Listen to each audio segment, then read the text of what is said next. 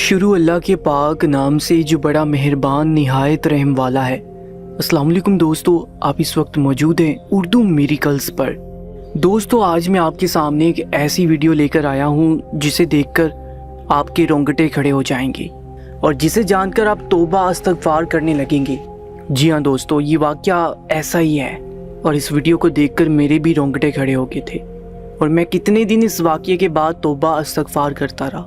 दोस्तों, ये वाक़या एक ऐसे बच्चे के बारे में है जो कि गैर मामूली बच्चा है, जिसे देखकर सब बेख्तियार चीख उठे और तौबा तौबा करने लगे। वो बच्चा कहीं से भी इंसानी बच्चा नहीं लग रहा था, लेकिन सच तो ये था कि एक इंसान का ही बच्चा था। जिसने भी इस बच्चे को देखा वो खौफ से कांप उठा और बेख्तियार अल्लाह के हुजूर माफ़ी तलब करने लगा। आज आपको मैं इस वाक़ये के बारे में तफसील से बताता हूँ। आखिर वो बच्चा कौन था, इसके पीछे क्या हकीकत थी, ये सब आप इस वीडियो में जान सकेंगे। इससे पहले आपसे गुजारिश है, जिन दोस्तों ने अभी तक हमारे चैनल को सब्सक्राइब नहीं किया वो सब्सक्राइब करके हमारे चैनल का हिस्सा बन जाइएगा। दोस्तों, आज इस वाक़ये के बारे में आपको मैं बताने जा रहा हूँ। ये वाक़या खाना काबा में पेश आया, जहाँ पर एक ऐसे बच्चे को देखा गया जो कि बिल्कुल गैर इंसानी लग रहा था। इस अजीबोगरीब बच्चे को देखकर वहाँ पर काफ़ी लोग खौफजदा हो गए थे और तौबा इस्तगफार करने लगे थे। लोगों का कहना था कि शायद उसके माँ बाप के गुनाह इस बच्चे के आगे आगे हैं और उन्हें दुनिया में ही अपने गुनाहों की सज़ा मिल गई है। लोग उसके माँ बाप के बारे में तरह तरह की बातें करने लगे, लेकिन किसी को भी सच्चाई का इल्म नहीं था। और जब सच्चाई पता चली तो लोग बेहद हैरान हुए, क्योंकि उन्हें बिल्कुल भी अंदाज़ा नहीं था कि ऐसा भी कुछ हो सकता है। क्योंकि बहुत सारे लोग ऐसी गलतियाँ कर जाते हैं और जब उन्हें इस बात के बारे में पता चला तो उनकी हैरानी अपने अरूज पर थी। दोस्तों, ये वाक़या मैं आपको एक ऐसे शख्स की ज़ुबानी सुनाता हूँ जो वहाँ पर मौजूद था और जिसने ये सारा मंजर और सारा वाक़या अपनी आंखों से देखा था। उसका नाम बिलाल अहमद है और बिलाल अहमद मुल्तान से ताल्लुक़ रखता था। वो भी उस वक्त खाना काबा में मौजूद था जब उसने उस बच्चे को देखा था। बिलाल का कहना है कि जब मैं तवाफ़ कर रहा था तो अचानक एक औरत तेज़ी से मेरे करीब से गुजरी। उसने एहराम के ऊपर चादर ले रखी थी, जबकि उस चादर में उसने अपने बच्चे को लपेटा हुआ था। बच्चा बहुत ज़ोर से चादर में लिपटा हुआ था। मैं उसकी तेज़ी पर हैरान हुआ, क्योंकि सब लोग आहिस्ता अंदाज में चलते हुए अपना तवाफ़ मुकम्मल कर रहे थे, जबकि वो औरत तेज़ी से पास से गुजर गई। मैं उसके अंदाज को गैर मामूली समझकर उसके पीछे हो लिया, लेकिन थोड़ा आगे हुआ तो देखा उसने जो बच्चा अपनी चादर में लपेट रखा था उसका चेहरा एक तरफ से थोड़ा सा नज़र आ रहा था। और उस बच्चे का चेहरा देखकर मैं एकदम खौफजदा हो गया। मुझे यकीन नहीं आ रहा था कि इंसानी बच्चे का चेहरा इस तरह का भी हो सकता है। उस औरत को जब ये महसूस हुआ कि उसके बच्चे का चेहरा दिखाई दे रहा है तो उसने फ़ौरन से दोबारा अपनी चादर में छुपा लिया, जबकि उसके साथ मौजूद मर्द भी थोड़ा घबरा सा गया था। वो दोनों वहाँ से जाने लगे, जबकि मुझे न जाने किस बात का तजस्सुस होने लगा कि मैंने भी उनका पीछा करना शुरू कर दिया और फिर खाना काबा की हदूद से बाहर निकल आया।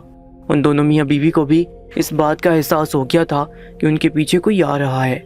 इसी वजह से वो लोग बहुत तेज़ चल रहे थे, जबकि मैं उनके पीछे पीछे जा रहा था। मुझे अपने पीछे आता देखकर उन दोनों मियाँ बीवी ने भी अपनी रफ्तार तेज़ कर दी। लेकिन मैं भी आज हकीकत जानना चाहता था कि आखिर वो बच्चा कौन था, किसका था। इसीलिए मैंने एकदम तेज़ी से भागकर उस आदमी को रोक लिया और कहा कि मुझे अपना बच्चा दिखाओ, मैं इस बच्चे को देखना चाहता हूँ। इस बच्चे में कुछ गैर मामूली बात है।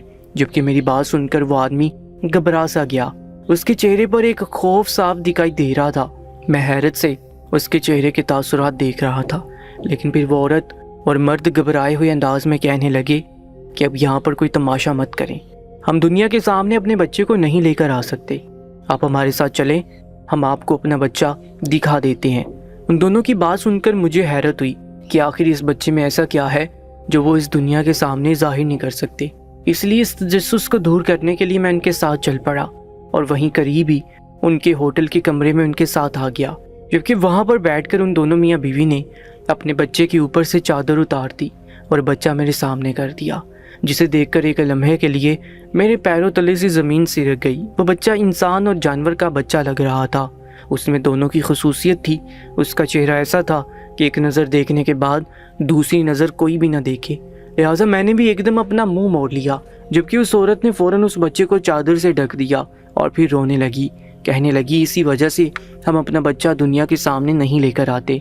दुनिया इसे नफ़रत की निगाह से देखती है और इससे मुंह फेर लेती है, जबकि ये है तो हमारी औलाद ही ना, हम इसे मुंह नहीं फेर सकते और ना ही इसे कहीं फेंक सकते हैं।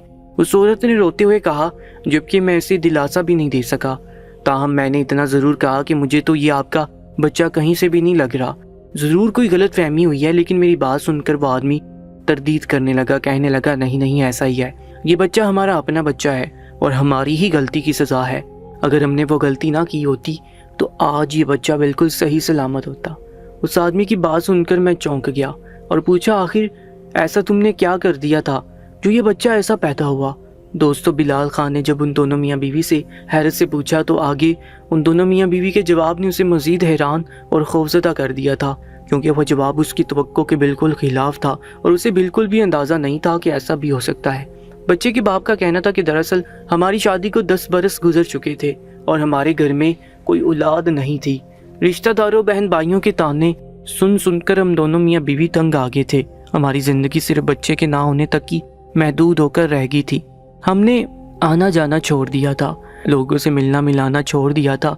जहाँ कहीं भी जाते तो सबसे पहले बच्चे के मुतल्लिक ही सवाल होता, जिस पर हम दोनों मियाँ बीवी का चेहरा फीका पड़ जाता। हम उन्हें क्या बताते कि अभी तक हमारी औलाद नहीं हुई, लेकिन लोग ये बात समझने को तैयार ही नहीं थे कि इसमें हमारा क्या कसूर है। अगर अल्लाह हमें औलाद से नवाजना चाहेगा तो वो औलाद से नवाज देगा। हमने कोई टेस्ट, कोई इलाज, कुछ नहीं छोड़ा, लेकिन सब बेसूद रहा।